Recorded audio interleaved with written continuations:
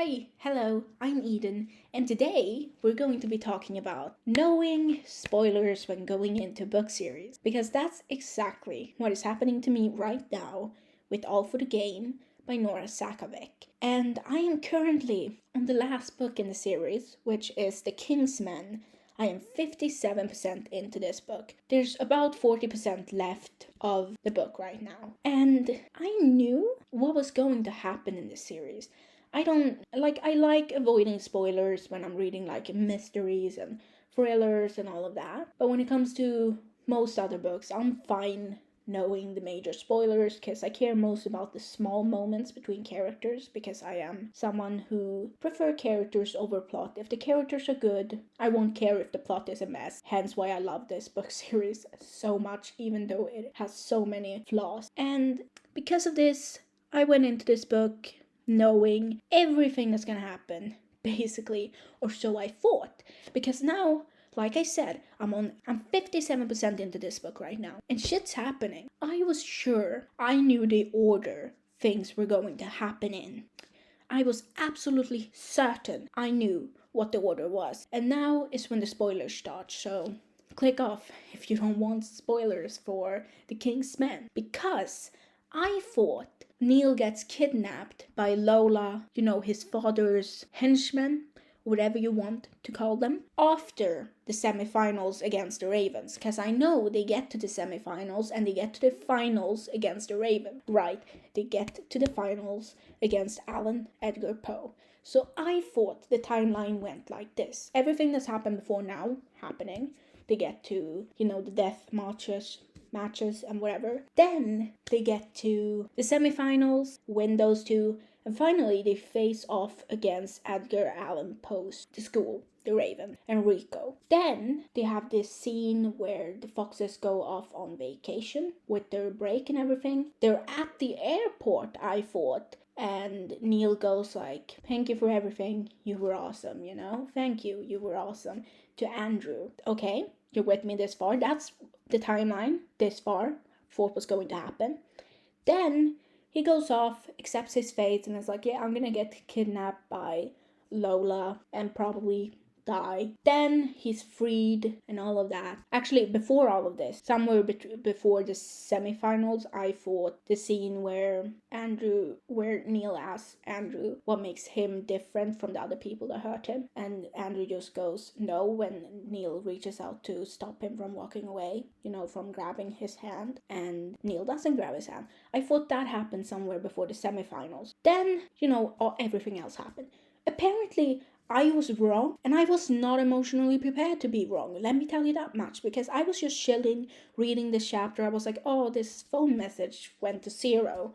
Then the phone call came with Lola calling Neil, and I was still in delusion. I have this thing. It's delusion. Yeah. So I was delusional still, and I thought, hey, I was in denial. That's the word I'm searching for. I was in denial, and I thought the phone call was going to end up with Neil being like, okay, listen, give me this 1 week that's left. Give me 1 more week so I can get to the semifinals. Then give me another month so I can reach the finals. And then you're free to do whatever you want with me, okay? Everything's going to be fine. I thought everything was going to be fine. It's not, because we're on 57% now. I am so mad. I have to say that the reason I'm being much louder and the quality of the audio is far worse than it usually is because I'm at my mom's place babysitting her animals because she's on vacation. And she lives in a house, so I'm not in my apartment where I'm surrounded by neighbors on all sides, which means I can talk louder and I can hysterically laugh when I'm finished with a book, which means my usual filter is kind of blocked. It's gone. I don't have a filter anymore. Everything's fine. I can scream, I can cry, I can loudly sob, I can just curse this book off for doing this to me. And I also don't have my microphone, so that's why the sound is awful. I forgot to bring the cable for the microphone, so I just have a microphone. That being said, this is not what I thought was gonna happen. Because I thought I'd finish this chapter, which is what? Which chapter are we on? We're on chapter 12. I thought I'd peacefully finish chapter 12 tonight, read the next chapter tomorrow like normal, and I thought chapter 14 was when shit hit the fan. It's not.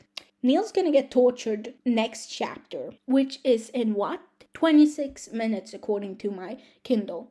There's 26 minutes left of reading until I have to face the whole Nathaniel scene. I don't want to. I really do not want to.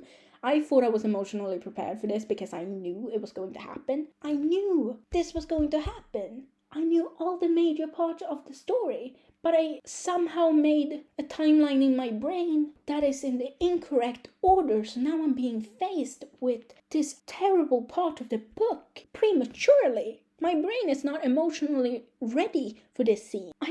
I can't stop reading on this chapter. I can't read chapter 12 and then stop reading for the day. That's impossible. I can't do that.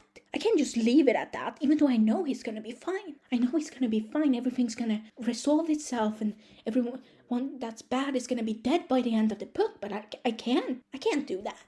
I cannot just read this chapter and stop. That is not a thing that I can do. Because then I'm going to sit at work tomorrow morning and I'm going to be so distracted because I'm just going to be like, I need to get home. I need to read the book. I need to read the next chapter. Oh my God. I'm freaking. Okay, so I'm having a little bit of a panic moment here, okay? I don't know what to do. I'm hysterical for no reason whatsoever. I know everything's fine. I know how the book ends. Yet now it feels like my whole world has tilted. It's like when I started reading the first book, when I started reading the first book, which is the Foxhole Court, and I read the first page and realized that I had somehow mixed up all the fan art I'd seen. I'd mixed up who Andrew was and who Neil was, so I thought Neil was blonde and Andrew was ginger, which isn't the facts, which now I can't even imagine that I thought that, but I did. And that somehow made me feel like everything I knew about the series was wrong. But then I got used to the fact that Neil is the ginger one, or brown-haired in the first two books, and Andrew is the blonde one. But now, when the timeline is wrong from what I thought it was going to be, everything feels wrong, and I need to read more today. But I also need to go to bed soon. I'm gonna have to do a 24 hours being awake just so I can finish this book, because I can't end it right here. I can't stop reading at this terrible moment. Anyway, I'm gonna probably talk a lot more about me not avoiding spoilers in a more put together way. But right now, I'm gonna continue reading because I am having a terrible time. God, I'm having a wonderful time. I don't want this book to end. That's why I wanted to read it slowly and just do one chapter at a time or 5% at a time. But now I'm gonna have to finish it, like, soon, or I'm going to be too scattered-minded to do anything else. So yeah, I will do a better video on this topic sometime, but I just needed to scream at someone and no one else is here, so I'm gonna scream at you. You're welcome. But for now, that's all there is.